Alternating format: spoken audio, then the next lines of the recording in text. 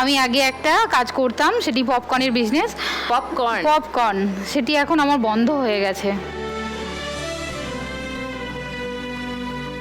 সেটি বন্ধ হওয়ার অনেক কারণ আছে দিদিভাই। শুনবো, হ্যাঁ শুনবো নিশ্চয়ই, তোমার কাছে ডিটেইলে শুনবো। জি, সবার সঙ্গে একটু আলাপ করে নি। মমতা, নমস্কার। নমস্কার সুদীপ্তাদি, আমার নাম মমতা সিংহ, আমি পশ্চিম মেদিনীপুর থেকে এসেছি। আমার একটি ছোট পোলট্রি ফার্ম বিজনেস আছে। নাইস। শর্মিলা। নমস্কার সুদীপ্তাদি, আমি জলপাইগুড়ি থেকে এসেছি। আমি পেশায় একজন স্বাস্থ্যকর্মী। তোমার পুরো নাম? আমার পুরো নাম শর্মিলা মুন্সি। শর্মিলা মুন্সি। স্বাস্থ্যকর্মী মানে কি কাজ করো? আমরা হচ্ছে একদম গ্রামের প্রত্যন্ত এরিয়াতে গিয়ে আমাদের মেনলি আমরা আশা, আমি একজন আশা কর্মী। ওকে। মঞ্জু, নমস্কার। নমস্কার সুদীপ্তা দি, আমি দক্ষিণ চব্বিশ পরগনা চাম্পাহাটির থেকে এসেছি।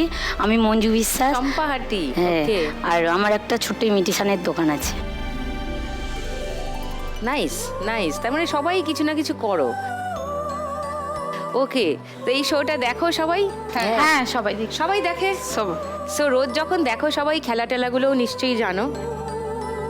শুরু করি ফার্স্ট রাউন্ডের আজকের খেলা, টাকার খনি। খেলা শুরু করব, তার আগে লক্ষ্মীর কাছে আরেকবার যাই।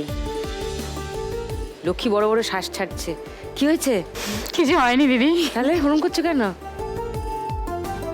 তুমি কোথায় অডিশন দিয়েছিলে এই খেলার? আমি অডিশন দিয়েছিলাম দিদি জলপাইগুড়িতে। ওকে, আমার এই এক্স্যাক্টলি কোথায়? আমার বাড়ি হলো হাওড়ার বাঁকড়ায়। তো তুমি বাঁকড়ায় থেকে জলপাইগুড়ি অডিশন দিতে গেলে কেন? হ্যাঁ, জলপাইগুড়িতে অডিশন দেওয়ার কারণ হলো, কারণ আমার হাজবেন্ডকে নিয়ে আমি যখন যোধপুরে অডিশনে গিয়েছিলাম, যাওয়ার পরে সারাদিন ওখানে মানে লাইনে ছিলাম, বৃষ্টিতে ভিজেছি, তারপর মানে অডিশন দিতে পারলাম না। তো আমার হাজবেন্ড না ক্যাব গাড়ি চালায়, ও আমাকে রেগে গিয়ে বলেছিল আর তোকে কোথাও নিয়ে যাবো না অডিশনে। তো আমার একটু মনে মনে রাগ হয়েও ছিল। ইজ্জত কা সওয়াল হো গিয়া ভাই। তারপর তো আমি ভাবলাম ঠিক আছে, এরপর অডিশন যেখানেই হোক না, চেষ্টা করবো যাওয়ার। ঠিক তারপর যখন অডিশনে ওই জলপাইগুড়ি নাম শুনেছিলাম, জলপাইগুড়ি 21 তারিখ আর 22 তারিখ শিলিগুড়ি, তখন একদম নিজেকে আর ধরে রাখতে পারিনি, বুঝো যে আমি যাবই, পারিনি না, আমি যাবই অডিশন দিতে। তো আমি তখন ভাবলাম কি করে যাব অডিশন দিতে, আবার অতটা দূরে, টাকা চাইলেও তো দেবে না। তখন মাথার মধ্যে এসেছে দাঁড়াও দেখি দুটো ভাঙাচোরা ঘরের কি আছে, যদি বিক্রি করে যদি কিছু টাকা হয়। মানে আমার শ্বশুর তারা পুজো করে, তারা মানে আমার হাজবেন্ডরা ব্রাহ্মণ, সেসব পুরাতন অনেক ছোট ছোট থালা অনেক ছিল। তো আমি ভাবছি যে এগুলো কিছু বিক্রি করে দিই, যদি কিছু টাকা পাই।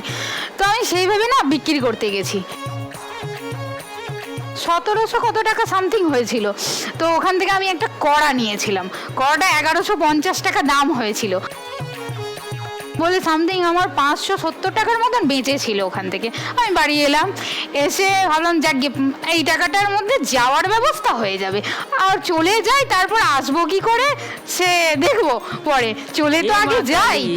তো কটা পরোটা আলু ভাজা নিয়ে চলে গেছি। এবার টিকিট কাটলাম, টিকিট কাটে এবার জেনারেল টিকিট নিয়েছি।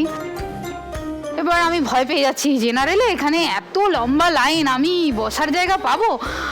আমি বলি যা হয় হবে। তো এখন উঠে পড়েছি, উঠে কি করলাম, বাংকারে উঠে পড়েছি। বাংকারে উঠে ওইভাবে আমি গেছি অডিশন দিতে।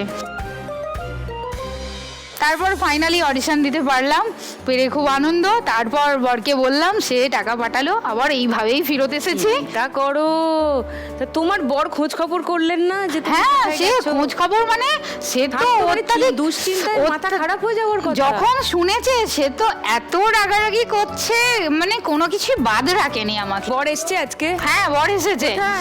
ওই যে এ বাবা, নমস্কার। বর এসেছে, ছেলে এসেছে, ওখানে বৌদি এসেছে। আপনি এটা সহ্য করলেন? জানতামই না, ও অর্ধেক রাস্তায় চলে গেছে, তারপর আমি খবর পেয়েছি। কি কাণ্ড! কারণ আমার এতই ইচ্ছা ছিল আমি এই শোয়ে আসবই।